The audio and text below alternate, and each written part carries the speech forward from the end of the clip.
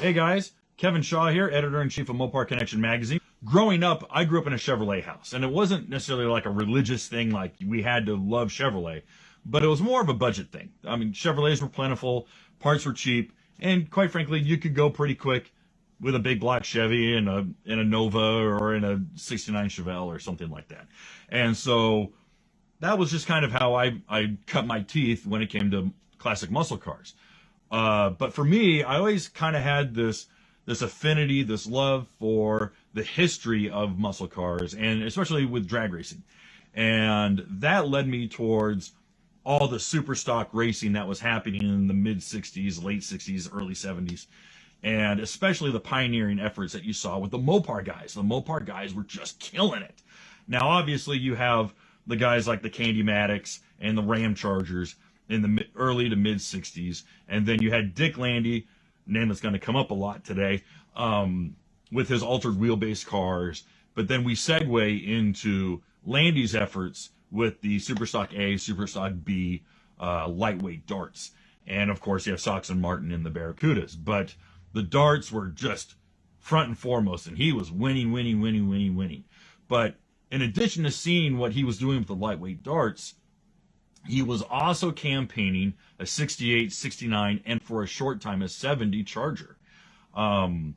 Those first images of his 68 Charger lifting the wheels knocked my socks off. I mean, absolutely just blew me away.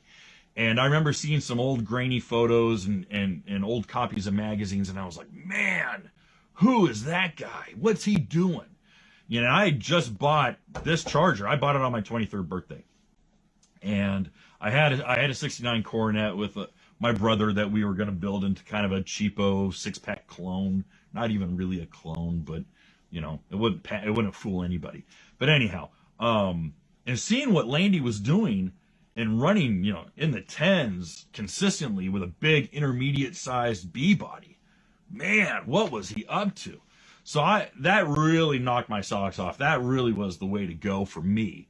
I got my hands on a copy of the Superstock, the history of Superstock racing, this really neat coffee table book. If you guys haven't seen it, by all means, you gotta check it out. I mean, if you like classic drag racing, some of the stuff in this book, I mean, just is phenomenal, and it's fully illustrated, and it's just really in depth. It got me hooked on it, and so that was really my introduction in detail to Dick Landy and what DLI, Dick Landy Industries, was doing, and especially during these you know, these high time 68, 69, 70 years. And that early image of him pulling the wheels in a 68 Charger, you know, just knocked me for a loop. Well, that basically gravitated me towards really getting into Mopar performance and really getting into, you know, the history of Mopar. And quite frankly, because of my admiration of Dick Landy and trying to implement that in the cars that I was interested in, the cars that I was wrenching on, got me a job back in 2003 with Mopar Muscle Magazine. And here we are now, 16 years later, and I'm running my own magazine. So, I mean, I kind of have to thank Dick for that. I think it was probably about 2005, 2006, when Dick's one 1970 Charger that he campaigned for less than 5 months, when that car was unearthed, I was able to do the full-blown article on it. And that was a real treat. And I got to dig all over that car and see everything that he had done. And he was using that one car to do both automatic and stick classes. And so they had a quick change setup so that the shifter, the 4-speed shifter, stayed in the car. And they would swap out the transmission, or the automatic shifter would stay in the car. And when they would stab a stick shift, a 4-speed in it, that shifter would come right up alongside it. So you had double shifters because it was doing double duty at the time. It was really neat. And that car has gone off to be auctioned, and hopefully will get eventually restored to its proper condition. Within the first few months that I was at Mopar Muscle Magazine, Randy had hired me. Randy gave me my start. And so I'm eternally grateful to Randy for giving me my start. And it was only a couple months before I had gotten hired that Randy was kind of forced to let Dick Landy go from a monthly Q&A double-page spread that was in Mopar Muscle Magazine. Many of you guys might remember they would, just ask Dick Landy any tech questions. And Randy had joked that Dick was getting so old and so kind of impatient with a lot of guys that he would just say, throw a purple cam in it and call it a day, and a set of Doug's headers or whatever it might be. And he just kind of had blanket answers for a lot of guys, and they weren't really getting their money's worth out of having Dick doing this Q&A article session.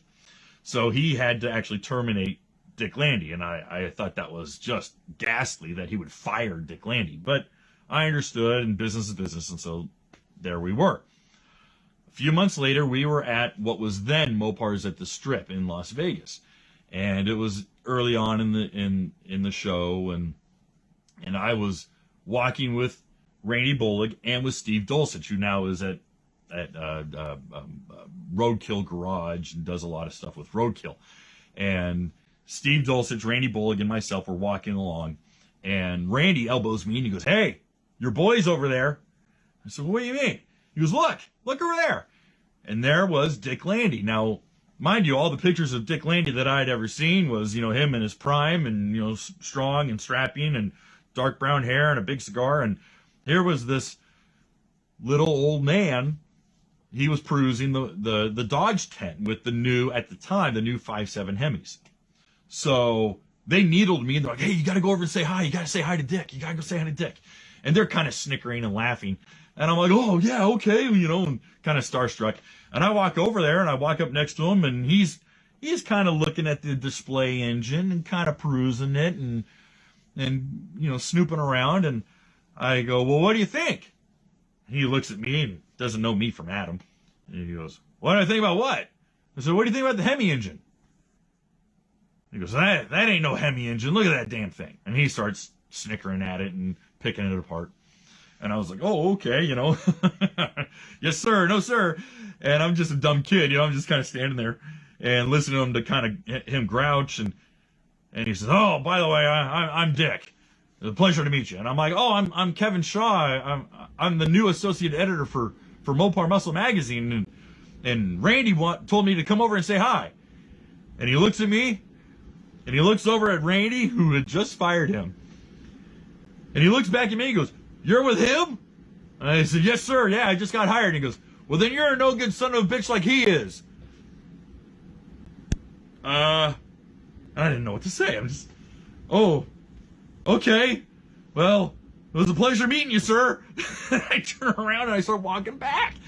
And they're dying. Steve and Randy are dying. They're laughing their heads off there because they knew he was kind of a grouch.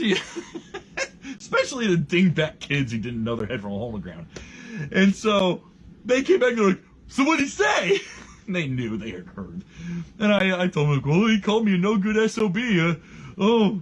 And they started laughing. They're like, "Oh, yeah, that's Dick. Oh, yeah, that's the way he is." And they're dying. They got tears rolling down their faces. They're laughing so hard at me. Because here's this dumb kid who idolized this guy, and he mouthed them off. I later had written a letter to him, and he responded back, and it was very nice. But that was me meeting my hero.